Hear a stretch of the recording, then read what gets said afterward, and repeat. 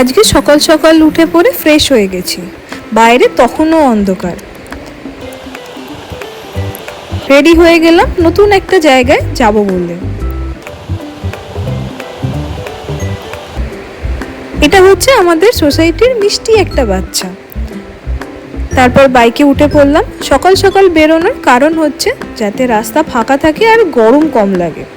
শুরুতে রাস্তা সোজা আর ভালো ছিল, একদম মসৃণ হাইওয়ে। একটু থেমে তারপর চা হালকা ব্রেকফাস্টের জন্য দাঁড়ালাম। লম্বা রাইডে মাঝে মাঝে বিশ্রাম খুব দরকার। আমরা গেছিলাম টিভিএস এওজির সাথে। একসাথে রাস্তায় 40টা বাইক চলছিল। যতই কাছাকাছি যাচ্ছিলাম ততই আবহাওয়া ঠান্ডা হচ্ছিল। হিমাচলে ঢুকতেই রাস্তা বদলে গেল।